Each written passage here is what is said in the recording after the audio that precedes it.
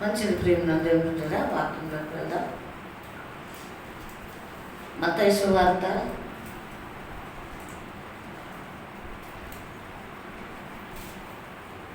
27వ అధ్యాయము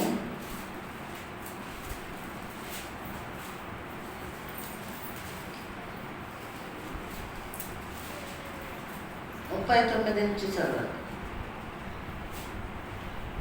ఆ మార్గమున వెళ్ళుచుండిన వారు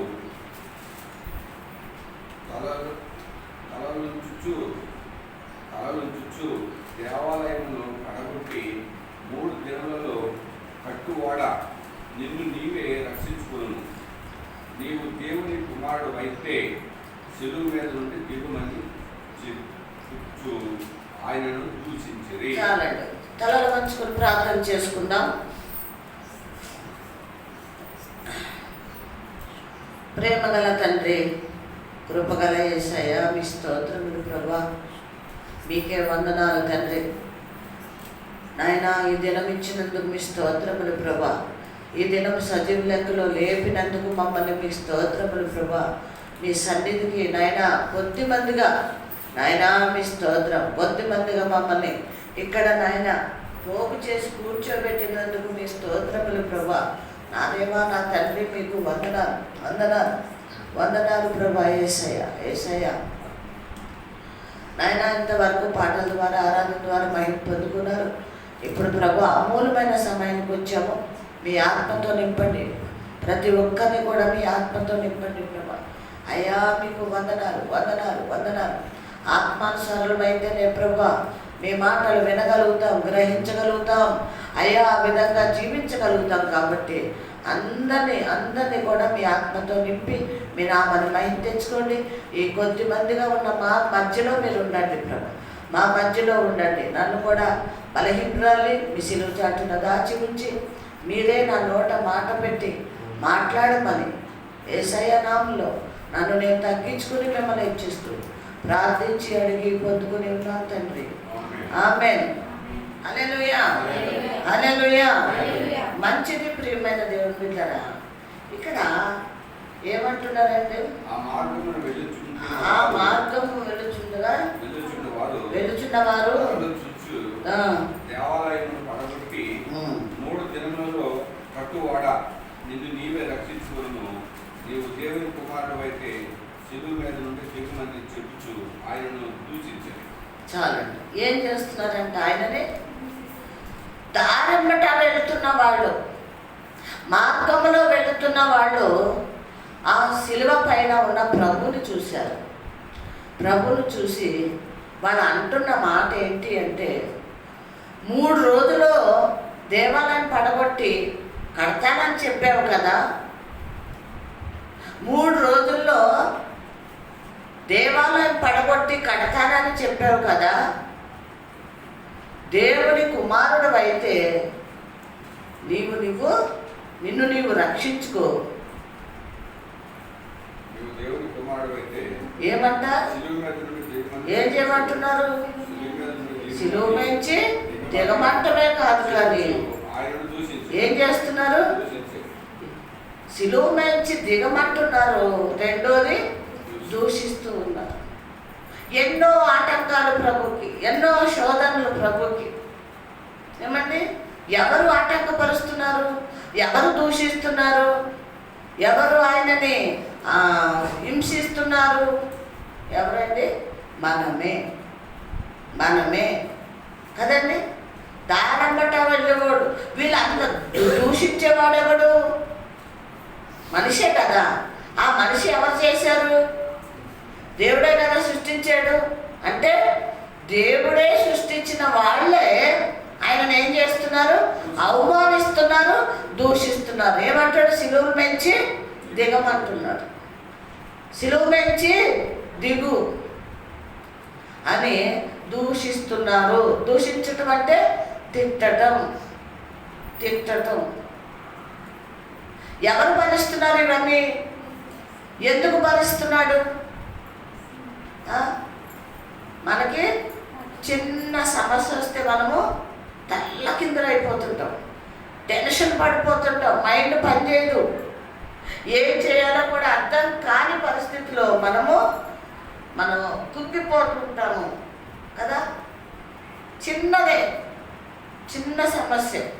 కానీ ఇక్కడ ప్రభు ఆయన శ్రమలు పడుతూ అక్కడ సిలువ వేయబడ్డ తర్వాత దారమ్మట వెళ్తున్న వాడు సిలువలో ఉన్న ప్రభుని ఏం చేస్తున్నాడంట, నువ్వు సిలువ దిగు అన్నాడు. 3 రోజుల్లో నువ్వు పడగొట్టి కడతానని చెప్పావు కదా. ఏంటి పడగొట్టి కడతావు? ఏమండి, ఏం పడగొట్టి కడతానన్నాడు? కడతానన్నాడా దేవాలయం? దేవాలయం కడతానన్నాడా? 3 రోజుల్లో కట్టేస్తాడా? 100 సంవత్సరాలు పట్టిందంట అది కడతాకి ఆ దేవాలయం. మరి ప్రభు ఏమన్నాడు? 3 రోజుల్లో పడగొట్టి కడతానన్నాడు. ఏంటి ఆ దేవాలయం? ఏమ్మా, ఏంటి ఆ దేవాలయము? ఆయన దేహము. దేహం అనే ఈ ఆలయముని పడగొట్టండి. ఏం పడగొట్టమన్నాడు? ఆలయం అన్నాడు. ఆలయం అంటే ఏంటి? ఆయన దేహము. పడగొట్టండి అంటే ఏంటి? నన్ను చంపండి, నేను 3వ దినమున తిరిగి లెగుస్తాను అన్నాడు. అది అర్థం అన్నమాట. ఈ దేహమును పడగొట్టండి, 3వ దినమున నేను కడతాను అన్నాడు. కడతాను అంటే ఏంటి? నేను తిరిగి లెగుస్తాను అని అర్థం. అది ఎవరికి అర్థమవుతుంది? దేవుణ్ణి నమ్మిన వాళ్ళకి, దేవుణ్ణి వెంబడించే వాళ్ళకి, ఆత్మీయంగా జీవించే వాళ్ళకి, ఆయనతో సహవాసం చేసే వాళ్ళకే ఆ మాటలు అర్థమవుతాయి. వీళ్ళు ఏ సంబంధులు? వీళ్ళు శరీర సంబంధులై ఉన్నారు కాబట్టి, అపవాద సంబంధులై ఉన్నారు కాబట్టి వాళ్ళు అంటున్నారు. అప్పుడు విన్న మాట వీళ్ళు దారంబట వెళ్తున్నప్పుడు చెప్తున్నారు. ఏమని? దేవాలయం పడగొట్టి 3 రోజుల్లో కడతానని చెప్పాడు. సరే అక్కరలేదు అన్నట్టుగా పోనీ సిలువన్న దిగు. ఏమంటున్నారు? సిలువన్న దిగు. శోధిస్తున్నారు భయంకరంగా. అండి సిలువైనా దిగు అని దూషిస్తున్నారు ప్రభువుని. సరే సిలువ దిగే శక్తి ఉందా లేదా ఆయనకి? దిగుతాడా? ఏం మార్తమ్మా, నువ్వెటో ఆలోచించకు దయచేసి. నీ మనసు ఎటో పోతుంది, నాకు అర్థమవుతుంది. అలా చేస్తే ఆ వాక్యం వినకపోతే మనం ఆలోచనలు అన్నీ అలాగే ఉండిపోతాయి. అది పక్కన పెట్టేయాలి, ప్రభు చూసుకుంటాడు. ఇప్పుడు నేను అదే కదా చెప్తున్నాను. ప్రభుని ఏం చేస్తున్నారు? దూషిస్తున్నారమ్మా, తిడుతున్నారు. అదే మనకి నేర్పిస్తున్నాడు ప్రభు. ఎన్ని వచ్చినా ప్రభు మీద ఆధారపడు, ప్రభు మీద విశ్వాసం ఉంచు. నీ చింతలన్నీ ప్రభు మీద వెయ్యి. నీ చింతలు తీరుస్తాడు, నీకున్న సమస్యలు తీరుస్తాడు, నీ అక్కర్లు తీరుస్తాడు, నీ అవసరతలు తీరుస్తాడు. దిగు అన్నాడండి. ఆయనకి దిగే శక్తి లేదా? ఎవరైనా దేవుని కుమారుడే కదా, దిగే శక్తి లేదా? దిగగలుగుతాడా? దిగలేడా? దిగుతాడు, దిగగలడు కూడా. కానీ ఆయన దిగితే ఎవరిని గెలిపించినట్టు? అపవాదిగాన్ని గెలిపించినట్టు. హల్లెలూయా! అపవాదిగాన్ని గెలిపించినట్టు. ప్రియమైన దేవుని బిడ్డలారా, ప్రభుకి తెలుసు కాబట్టి, అంటే ప్రభు ఈ లోకానికి వచ్చింది ప్రతి సమస్యకి, ప్రతి దూషణకి, లేకపోతే అవమానాలకి, హేళనకి, ఇవన్నిటికి ఆయన తల వంచితే ఎవరిని గెలిపించినట్టు? అపవాదిగాన్ని గెలిపించినట్టు. ఈయన ఎవరిని గెలిపించడానికి వచ్చాడు? యేసయ్య ఎవరిని గెలిపించడానికి వచ్చాడు? తండ్రి చిత్తం నెరవేర్చడానికి వచ్చాడు. కాబట్టి తండ్రిని గెలిపించడానికి వచ్చాడండి. కాబట్టి నేను చెప్పేది ఏంటంటే, తండ్రిని గెలిపించడానికి వచ్చిన ఆ యేసయ్య మరి మనకున్న సమస్యను గెలిపించడా? విడిపించడా? సమస్యను తీసివేసేదా?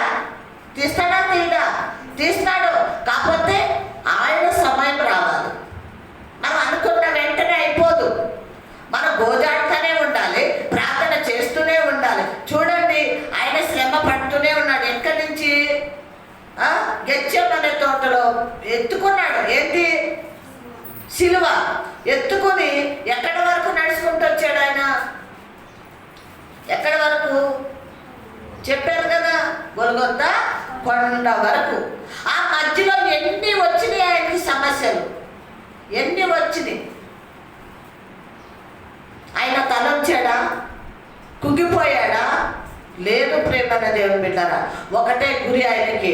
ఆకాశం వైపే కనులెత్తి తండ్రి వైపే చూస్తూ ఇవన్నీ భరిస్తూ కూడా ఆయన ముందుకు వెళ్ళిపోతున్నాడు, ముందుకు వెళ్ళిపోతున్నాడు బిడ్డలారా. ఇటు చూడొద్దు, అటు చూడొద్దు, వెనక్కి చూడొద్దు. మనం ప్రభు కూడా చూడలేదు, ఒకటే గురి ఆయనకి, నా తండ్రి చిత్తం నెరవేర్చాలి, అంతే. సిలువ దిగు అని ఆయన శోధిస్తూ ఉన్నారు, ఆయనని దూషిస్తూ ఉన్నారు, దూషిస్తూ ఉన్నారు ప్రేమన్న దేవుని బిడ్డలారా. ఆయన నువ్వేంట్రా నన్ను దూషించేది, నేను దిగుతాను చూడు అన్నాడా? మౌనంగా ఉండిపోయాడు, మౌనంగా ఉండిపోయాడు. ఉండిపోలేదా ప్రియమైన దేవుని బిడ్డలారా? మరి ప్రభువు ఆయన దూషిస్తూ ఉంటే కూడా ఏమన్నా అన్నాడా? ఎందుకు అనలేదు? ఏమ్మా, ఎందుకు దూషిస్తూ ఉంటే కూడా ఎందుకు ఏమీ అనలేదు? ఎందుకు అనలేదు అంటే ఆయన దీనుడు, సాత్వికుడు. చూడండి లూకా సువార్త 23వ అధ్యాయము, అక్కడ తిప్పద్దు, అలాగే ఉంచండి. 23వ అధ్యాయము 34 నుంచి చదవండి అమ్మా. యేసు, తండ్రి వీరేమి చేస్తున్నారో వీరు ఎరుగరు కనుక వీరిని క్షమించమని చెప్పారు. చాలు. వాళ్ళు అవమానిస్తున్నారు, దూషిస్తున్నారు, అయినా మౌనంగా ఉన్నాడు. మౌనంగా ఉండి తండ్రి దగ్గర ప్రార్థన చేస్తున్నాడు. ఏమని? తండ్రి, వీరు ఏమి చేస్తున్నారో వీరికి తెలీదు ప్రభా, వీళ్ళని క్షమించండి. తండ్రిని అడుగుతున్నాడు. వాళ్ళని తండ్రి ఎక్కడన్నా శపిస్తాడేమో, వాళ్ళ మీదకి ఉగ్రత తీసుకొస్తాడేమో, వాళ్ళని చంపేస్తాడేమో అనే భయముతో ప్రభు సిలువలో కూడా వేలాడుతూ ఆ రక్తము కారుస్తూ కూడా అంటున్నాడు కదా, తండ్రి వీరేం చేయించున్నారో వీరికి తెలియదు, క్షమించండి, క్షమించండి. నిజమే, వాళ్ళకి తెలీదు, యేసయ్య తెలీదు, యేసయ్య ప్రేమ తెలీదు. యేసయ్య ప్రేమ తెలిసిన వాళ్ళైతే యేసయ్య అన్న మాట వాళ్ళకి అర్థమవును. ఏమని? ఈ దేవాలయం పడగొట్టండి, నేను 3వ దినమున కడతాను అన్న మాట వాళ్ళకి అర్థమయ్యేటానికి వాళ్ళకి తెలీదు. ఎలా ఉన్నారు వాళ్ళు? అజ్ఞానులుగా ఉన్నారు, అజ్ఞానంగా ఉన్నారు. వాళ్ళు జ్ఞానం లేదు కాబట్టి ఆ మాట అనగలిగారు. అది ప్రభువుకు తెలుసు, వీళ్ళకి జ్ఞానం లేదని. అక్కడ దూషిస్తున్నారు, వాళ్ళకి తెలీదు, జ్ఞానం లేదు వాళ్ళకి. కాబట్టి ఇక్కడ ప్రభు దగ్గర ప్రార్థన చేస్తున్నాడు. ప్రభువా తండ్రి, వీరు ఏం చేస్తున్నారో వీళ్ళకి తెలియదు కాబట్టి వీళ్ళని క్షమించాలి కదా ప్రియమైన దేవుని బిడ్డలారా. కాబట్టి ఆయనకి ఏం చేస్తున్నాడు? వాళ్ళు దూషిస్తున్నా ఏం చేయట్లేదు, మౌనంగా ఉన్నాడు. ఇంకేమంటున్నాడు? వారు ఆయన వస్త్రములు పంచుకున్నకై చీట్లు వేసిరి, ప్రజలు నిలబడి చూచుచుండిరి. అధికారులు వీడు ఇతరులను రక్షించను, వీడు దేవుడు ఏర్పరచుకునే క్రీస్తు ఆయన ఎడల తను తాను రక్షించుకోమని అపహాసించేది. చాలు. ఏం చేశారంటే ఆయన అంగీని ఏం చేస్తున్నారంట? సీట్లు వేసి నాకు కావాలంటే నాకు కావాలి, నాకు కావాలంటే నాకు కావాలని అక్కడ వాళ్ళు గొడవ పడుతున్నప్పుడు అందులో ఒకటి అంటాడు కదా, ఇలా కాదు, మనం గొడవ పడవద్దు, దీన్ని సీట్లు వేద్దాం, సీట్లు వేసి దీన్ని మనము ఎవరికి వస్తే వాళ్ళు తీసుకుంటాం అని వాళ్ళు సీట్లు వేసినట్టు మనం చూస్తున్నాం. ఇక్కడ కింద మనం చూస్తే ఇంకా ఏమంటున్నాడు? ఏం చేస్తున్నారంటే సైనికులు ఏం చేస్తున్నారు? ఆయన వద్దకు వచ్చి నీవు యూదుల రాజువైతే నిన్ను నీవే రక్షించుకోమని ఆయనను అపహాసించారు. ఏం చేశారంటే, నీవు ఎవరి కుమారుడివి? నువ్వు దేవుని కుమారుడు అయితే నిన్ను నీవే రక్షించుకోమని ఇక్కడ ఏం చేస్తున్నారు? అపహాసిస్తున్నారు. ఆయనకి చేదు సిరక కూడా ఇచ్చారు. ఇక్కడ కూడా అపహాసిస్తున్నారు. అంటే అడుగు అడుగున ఆయనకి అవమానమే, దూషణే, అపహాసమే కదండి. అప్పటికి కూడా మాట్లాడా? ఏమ్మా మాట్లాడాడండి. మాట్లాడొచ్చా మాట్లాడకూడదు? ఆయన మాట్లాడే హక్కు అధికారం లేదా ఆయనకి? చెయ్యొచ్చా లేదా? చెయ్యొచ్చు. తండ్రికి చెప్పి వీళ్ళందరినీ నాశనం చేయొచ్చు, చంపేయచ్చు. కానీ చేశాడా? లేదు. ప్రేమైన దేవుని బిడ్డలారా, ప్రభు ఒక ప్రణాళికతో ఈ లోకానికి వచ్చాడు. మనకి జ్ఞానం లేదని తెలుసు, దేవుని ప్రేమను మనం పొందుకోలేదని తెలుసు, పాపములో ఉన్నామని ఆయనకి తెలుసు. కాబట్టి మనం దూషిస్తామని తెలుసు, అవమానిస్తామని తెలుసు, మరి ఇంకా అపహాసిస్తామని తెలుసు, ఉమ్ము వేస్తామని తెలుసు. అయినా ఇవన్నీ భరించడానికి ఈ లోకానికి వచ్చాడు ఆయన. చిత్తము ఒకటే మాట తండ్రితో అన్నాడు, తండ్రి నీ ప్రజలు లోకంలో నశించిపోతున్నారని మీరు బాధపడుతున్నారు కదా, ఎన్నో మరి రక్తాలు ప్రోక్షించాము, బలులు అర్పించారు. మీరు పాత నిబంధనలు అన్నీ ఏమున్నాయి? బలులు అర్పించాము. ఎవరికి రక్షణ రాలేదు, వాళ్ళు మారలేదు కదండి. ప్రవర్తనలు పంపించాం, వాళ్ళు బోధించారు, అయినా వాళ్ళ మార్పు రాలేదు, రక్షింపబడలేదు. మోషేను పంపించాడు, దావీదును పంపించాడు కదా, లోతును పంపించాడు, తర్వాత ఎవరిని? అబ్రహామును పంపించాడు. వీళ్ళందరినీ పంపించిన రక్షణ అన్నది ఎక్కడ రాలేదు. నోవాకును కూడా పంపించి మరి ఆ కార్యము ఆయన ద్వారా చేపిద్దాము, ఆ ఓడలోకి వెళ్ళి వీళ్ళు బ్రతుకుతారేమో అనుకున్నాడు దేవుడు. మామూలు చిన్నవాడు చేయించాడా? చిన్నవాడు చేయించాడా? చేయించలేదు. ఆ లోకంలో ఉన్న ప్రజలందరికీ సరిపోయేంత ఓడ చేయించాడు.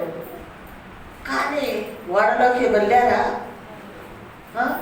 ఓడలోకి వెళ్ళలేదు. దేవుణ్ణి ఎరిగిన వాళ్ళే వెళ్ళారు, దేవుని ప్రేమను ఎరిగిన వాళ్ళే. రక్షణ కావాలి మాకు, మేము చనిపోము, నరకానికి పోము, మాకు వద్దు లోకం అనుకున్న వాళ్ళు మాత్రమే ఆ ఓడలకు ప్రవేశించారు. కానీ జ్ఞానము లేక లోకాన్ని ప్రేమించి ప్రభువుకు దూరం అయిపోయిన వాళ్ళు అందరూ కూడా నశించిపోయారు. అందుకే ఆయన అద్భుతీయ కుమారుని లోకానికి ఎందుకు పంపించాడు అంటే ఈ అవమానాలన్నీ పడడానికి, ఈ నిందలన్నీ భరించడానికి, రక్తాన్ని చిందించడానికి, ఆయన ఆ శిలువలో ప్రాణం పెట్టడానికి. హల్లెలూయా, హల్లెలూయా. మౌనంగా ఉండిపోయాడండి, మాట్లాడట్లేదు. ఎందుకు? ఎవరి కోసం? మన కోసం. ఎవరి కోసం అండి? మన కోసం.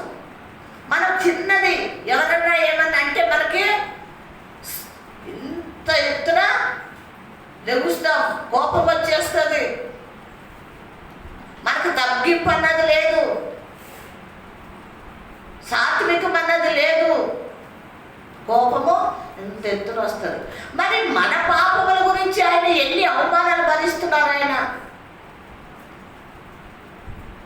హేళన చేస్తున్నారు, వాళ్ళు నవ్వుతున్నారండి. మనం చూసేవాళ్ళు నవ్వుతే ఊరుకుంటామా మనం? ఏమా భరిస్తూ ఉన్నాడు. ఇంకేమంటున్నాడు ఇక్కడ? ఇతడు యూదుల రాజని పై విలాసం కూడా ఆయనకు పైగా రాయబడు. ఏమంటండి? ఎవరంటండి? యూదుల రాజు అని వాళ్ళు రాశారు, కానీ అది వాస్తవం నిజంగా. ఎవరికి రాజులైనా యూదుల కోసం రాజు, కానీ సిలువ వేసింది ఎవరు? యూదులే వేశారు. నువ్వు యూదుల రాజులు అయితే ఏం చేయమంటున్నారు? పై విలాసం మీద రాశారు. అక్కడ ఈయన రాజు అని అక్కడ రాయటం జరిగింది. ప్రియమైన దేవుని బిడ్డలారా, ప్రభు మన జీవితం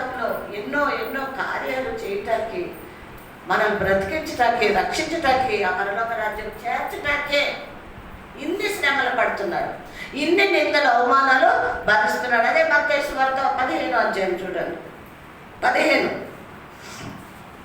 27, 17, 15. జనులు కోరుకున్న ఒక ఖైదీని పండుగలో విడుదల చేయుట అధిపతికి వాడుక. ఆ కాలమందు బరబ్బా అను ప్రసిద్ధుడైన ఒక ఖైదీ చెరసాలలో ఉండేది. కాబట్టి జనులు కూడి వచ్చినప్పుడు పిలాతు, నేనెవరిని విడుదల చేయవాలని మీరు కోరుచున్నారు? బరబ్బానా లేక క్రీస్తునైన యేసునా అని వారు అడిగారు. ఏలైనగా వారు అసూయ చేత ఆయనను అప్పగించారని అతడు ఎరిగి ఉండేది. అతడు న్యాయపీఠ మీద ఉన్నప్పుడు అతని భార్య, నీవు ఆ నీతిమంతుని జోలికి పోవద్దు, ఈ పొద్దు ఆయన కూర్చి నేను కలలో మిక్కిలి బాధపడుతుంది అతని వద్దకు వర్తమానం పంపాను. చాలా ప్రేమైన దేవుని బిడ్డరా,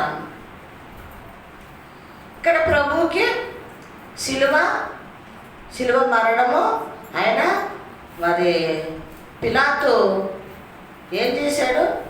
శిలువ మరణం ఆయనకి వెయ్యాలి.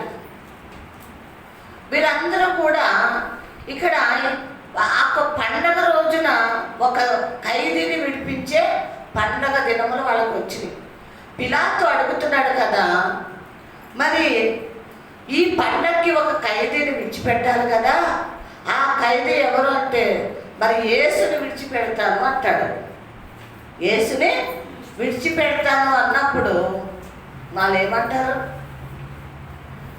యేసుకి విడుదల ఇవ్వద్దు, ఎవరిని విడిపించమంటున్నారు?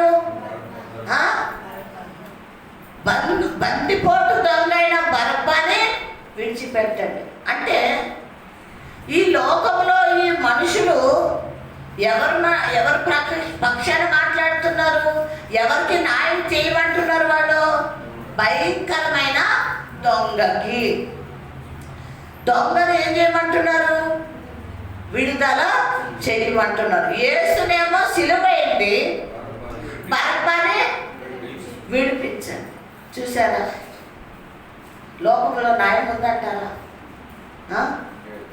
మరి బరబ్బా కంటే భయంకరమైన దొంగ, బందిపోట, ప్రభు అంతా కూడా మోసగాడ, ఎందుకు యేసునే సిలువేయమంటున్నారు వాళ్ళు?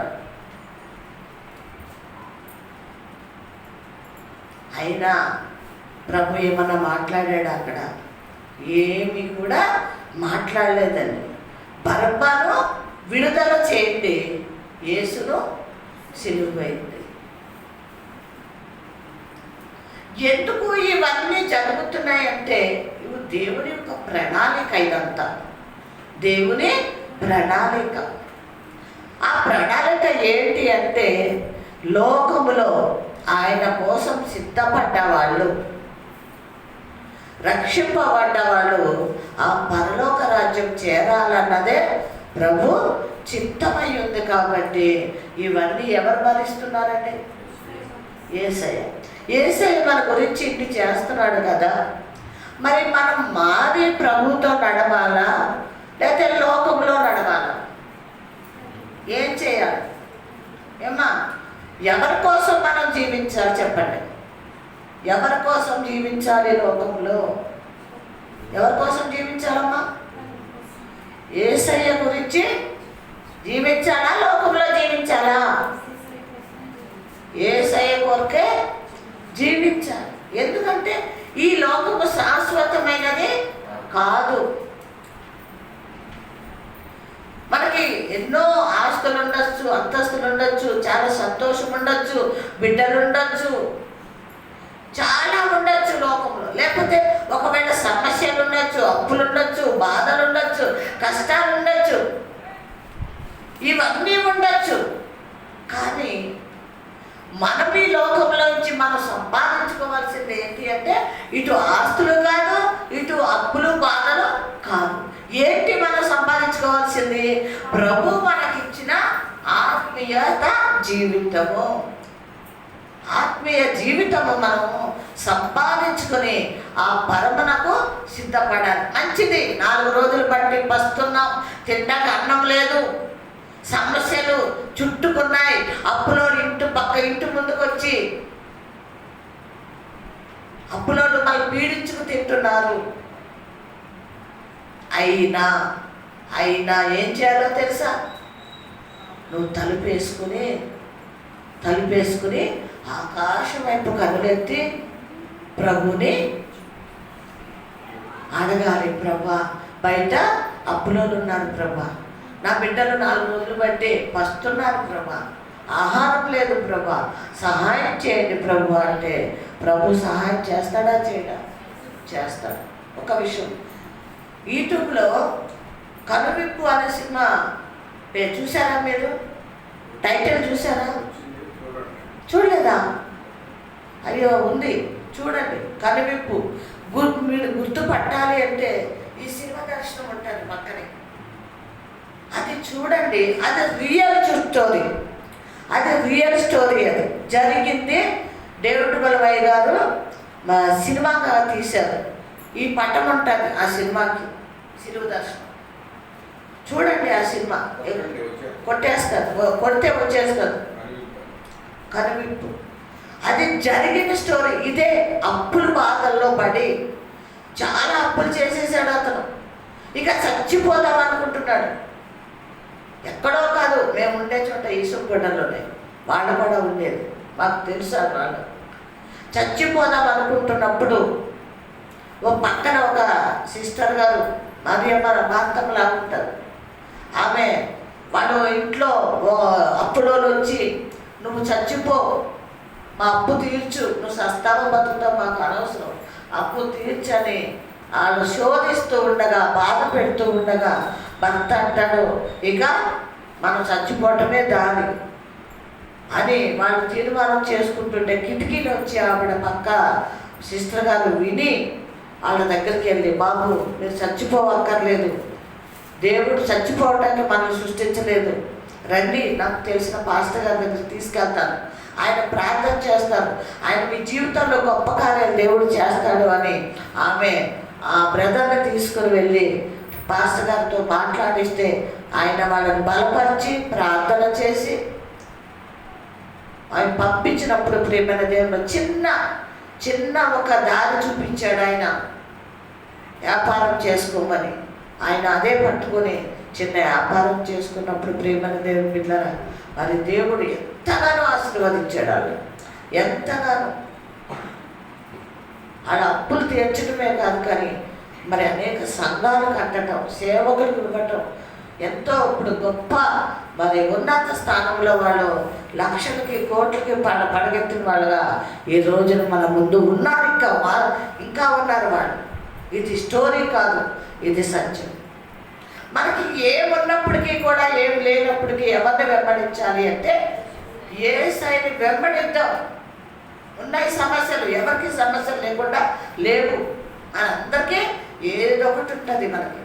కానీ మనం దేవుడిని నమ్మి దేవుడి పైన మనం ఆధారపడే వారంగా మనం ఉండాలని దేవుడి వాక్యం తేటగా తెలియజేస్తుంది. కాబట్టి ప్రియమైన దేవుని బిడ్డలారా, ఇక్కడ మరొకసారి చదవండి.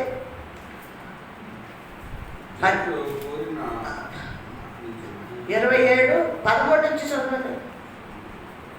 కాబట్టి పిలాతు, నీ మీద మీరు ఎన్ని నేరములు మోపుతున్నారో నువ్వు వినలేదా అని ఆయనను అడిగాను. అయితే ఆయన ఒక మాటకైనను అతనికి ఉత్తరం ఇవ్వలేదు. ఏమంటండి? పిలాతు అడుగుతున్నాడు ప్రభుని. అక్కడ ఆయన నిలబెట్టి ఆయన మాట్లాడుతూ ఉండగా, తీర్పులో ఉండగా పిలాతు అడుగుతున్నాడు, వీళ్ళు ఎన్ని మాటలు,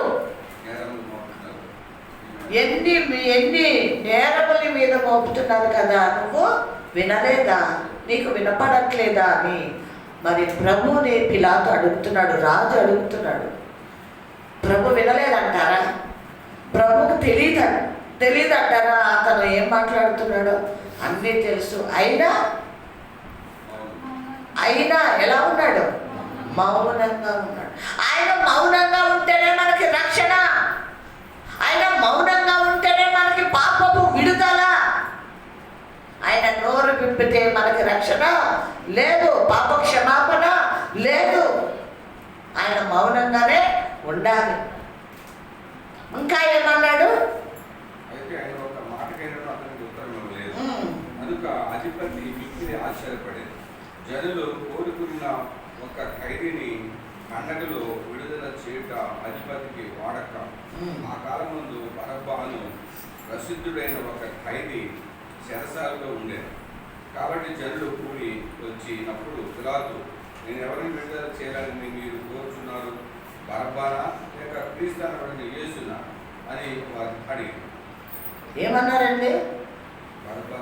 బరబ్బాను విడిచిపెట్టాలా, క్రీస్తు అనబడిన యేసునా అని అడిగినప్పుడు వాళ్ళు ఏక కంఠముతో ఎవరిని విడుదల చేయమంటున్నారంట?